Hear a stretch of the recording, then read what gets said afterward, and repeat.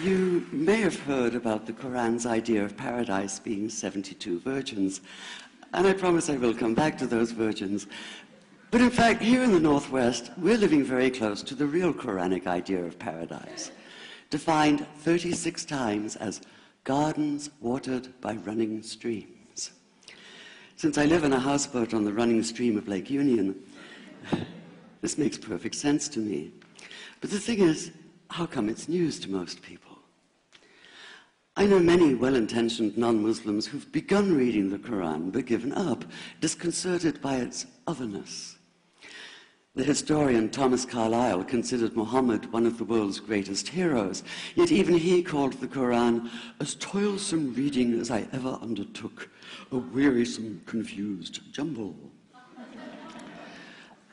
Part of the problem, I think, is that we imagine that the Quran can be read as we usually read a book, as though we can curl up with it on a rainy afternoon with a bowl of popcorn within reach, as though God, and the Quran is entirely in the voice of God speaking to Muhammad, were just another author on the bestseller list. Yet the fact that so few people do actually read the Quran is precisely why it's so easy to quote. That is, to misquote.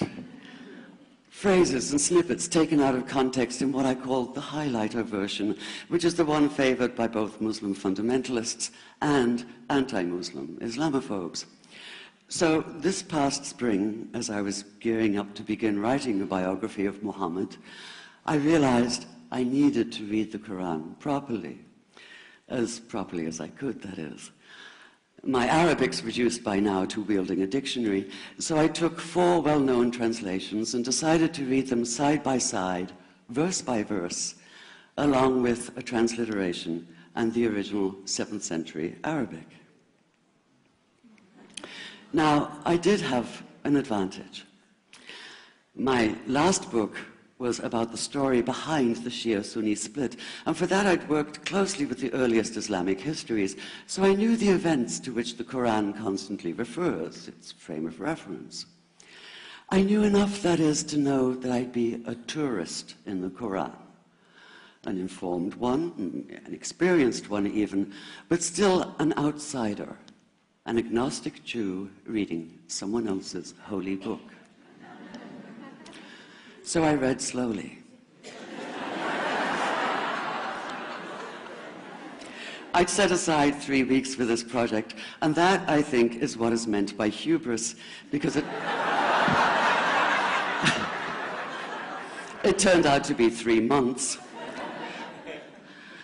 I did resist the temptation to skip to the back where the shorter and more clearly mystical chapters are, but every time I thought I was beginning to get a handle on the Quran, that feeling of, I get it now, it'd slip away overnight, and I'd come back in the morning wondering if I wasn't lost in a strange land. And yet the terrain was very familiar. The Quran declares that it comes to renew the message of the Torah and the Gospels, so 1/3 of it reprises the stories of biblical figures like Abraham, Moses, Joseph, Mary, Jesus. God himself was utterly familiar from his earlier manifestation as Yahweh, jealously insisting on no other gods. The presence of camels, mountains, desert wells and springs took me back to the year I spent wandering the Sinai desert. And then there was the language, the rhythmic cadence of it, reminding me of evenings spent listening to Bedouin elders recite hours-long narrative poems entirely from memory. And I began to grasp why it said that the Quran is really the Quran, only in Arabic. Take the Fatiha, the 7-verse opening chapter that is the Lord's Prayer and the Shema Israel of Islam combined. It's just 29 words in Arabic, but anywhere from 65 to 72 in translation. And yet the more you add, the more seems to go missing. The Arabic has an incantatory, almost hypnotic quality that begs to be heard rather than read, felt more than analyzed. It wants to be chanted out loud, to sound its music in the ear and on the tongue. So the Quran in English is a kind of shadow of itself, or as Arthur Arbery called his version, an interpretation. But all is not lost in translation. As the Quran promises, patience is rewarded, and there are many surprises. A degree of environmental awareness, for instance, and of humans as mere stewards of God's creation, unmatched in the Bible. And where the Bible is addressed exclusively to men, using the second and third person masculine, the Quran includes women, talking, for instance, of believing men and believing women, honorable men and honorable women. Or take the infamous verse about killing the unbelievers. Yes, it does say that, but in a very specific context. The anticipated conquest of the sanctuary city of Mecca, where fighting was usually forbidden. And the permission comes hedged about with qualifiers. Not you must kill unbelievers in Mecca, but you can, you are allowed to, but only after a grace period is over. And only if there's no other pact in place. And only if they try to stop you getting to the Kaaba. And only if they attack you first. And even then, God is merciful, forgiveness is supreme, and so, essentially, better if you don't. This was perhaps the biggest surprise. How flexible the Quran is, at least in minds that are not fundamentally inflexible. Some of these verses are definite in meaning, it says, and others are ambiguous.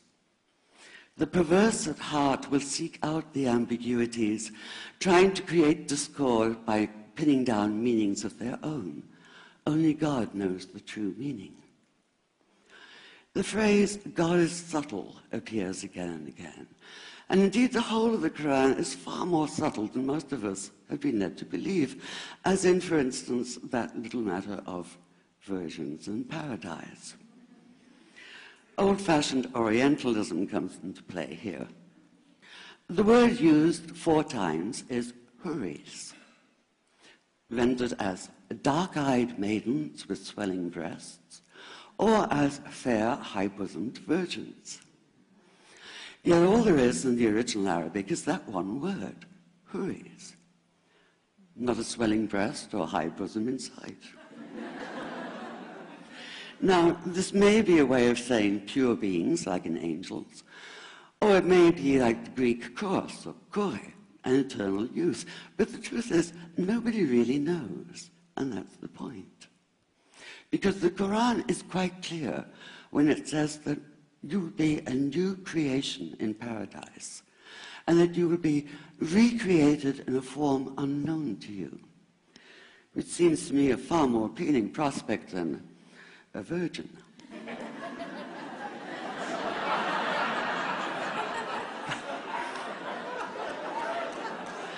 And that number 72 never appears. There are no 72 virgins in the Quran. That idea only came into being 300 years later, and most Islamic scholars see it as the equivalent of people with wings sitting on clouds and strumming harps. Paradise is quite the opposite.